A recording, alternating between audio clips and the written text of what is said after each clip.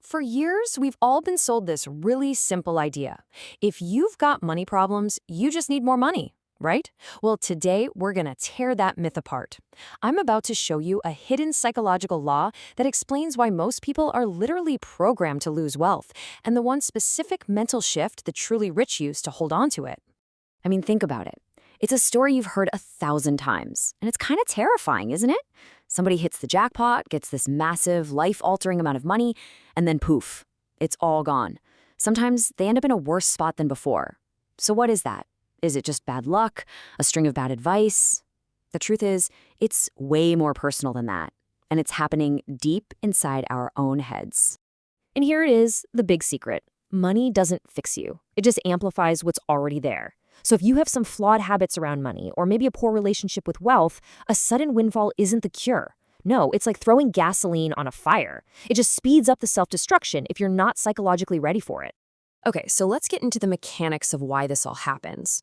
Because this isn't about some cosmic bad luck or being cursed. It's about a really powerful, invisible force that's working against us, our own subconscious programming. This brings us to this incredible concept called the financial thermostat. Just imagine for a second that your mind has this internal thermostat, right? But instead of temperature, it's set to a certain level of wealth that it thinks is normal or safe.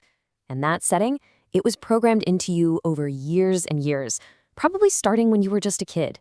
So when a huge lottery win suddenly cranks that temperature way, way up, the whole system just freaks out. Alarms start blaring in your subconscious, and your brain, which is designed to keep things stable, starts working overtime to get everything back to normal. And that's what drives those destructive decisions. The absurdly expensive car, the mansion you don't need, it's all an unconscious effort to get back to the safe financial state it's always known. And that panic from your financial thermostat, well, that's where the real battle begins. See, it's not about managing a bank account. It's about managing a full-blown war inside your own head. So let's take a closer look at this invisible enemy. In psychology, they call this financial cognitive dissonance. And it's this incredibly painful clash between two opposite beliefs. On one hand, you look at your bank account and it says, I'm rich, I'm a millionaire. But on the other hand, your deep core identity, the one built over your entire life, is screaming, no, I'm just a regular person who struggles to make ends meet. And that conflict? It's psychologically unbearable. So here's the crucial part. One of those identities has to win. There's no middle ground. And almost every single time, your deep-seated, lifelong identity will crush your new reality. Your mind will literally sabotage your wealth just to resolve that contradiction and make your outside world match your inner self-image. It's a brutal process, but it's totally predictable. And this is what that sabotage actually looks like in the real world. It's not just one bad decision. The panicked mind is actively looking for emergency exits to get rid of the money. You suddenly find yourself surrounded by people who are just draining your finances. You start investing in these completely nonsensical, high-risk schemes. You might even feel this deep, unexplainable depression, which is just your mind buckling under the strain of a reality it doesn't think it deserves. But what if you could disarm that self-destruct sequence? Well, the permanently wealthy, I'm talking about the people who build and maintain fortunes for generations, they know a secret. It's a really powerful mental technique that lets them bypass this psychological trap completely. It's called the trustee's emotional detachment. And this isn't about being cold or heartless or anything like that. It's a brilliant psychological hack. It's all about changing your relationship with money so your subconscious just stops seeing it as a threat. Just look at the difference here. The person who's destined to lose it all identifies with the money. Their thought process is, I am rich, which is a direct attack on their old identity. But the expert, the wise trustee, they think totally differently. They say, I manage this wealth. They adopt the persona of a detached, expert caretaker. And this simple shift, it's everything. By framing wealth as a professional responsibility, not a personal identity, you literally switch off the alarm.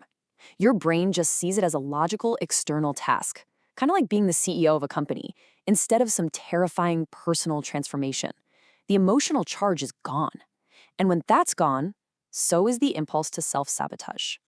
So how do we actually do this? How can we start rewiring our own financial thermostat and adopt this expert persona right now, today, even before the big money arrives? Let's break down the practical steps.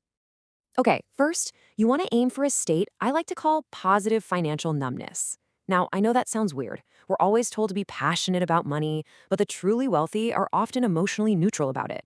They don't get that euphoric high from a big win, and they don't feel that crushing low from a loss. This emotional stability is their armor. It's their shield. This is your training ground, right here. Start today. Manage the $100 that's in your account with the exact same discipline you'd use for $100 million. Start seeing your income as capital for a business. Let's call it You Incorporated, not as some measure of your self-worth. When you start treating money like a tool for building assets instead of a way to fill some emotional void, you actually begin to rewire your brain. And you have to remember this, your subconscious is watching your behavior. It doesn't care about the amount of money. It doesn't know the difference. All it cares about is the discipline, the consistency, and that emotional detachment you practice. If you can prove you can be a wise trustee of a small amount, you are quietly, day by day, expanding your psychological container so it can hold a much, much larger amount in the future without cracking under the pressure. So the secret's out. The knowledge you have right now is your shield. The choice is no longer an unconscious one. So who will you be? The emotional owner tying your entire identity to your bank balance and basically setting yourself up for a fall? Or will you adopt the expert persona of the wise trustee and prepare yourself not just to get wealth, but to actually keep it? The choice is yours.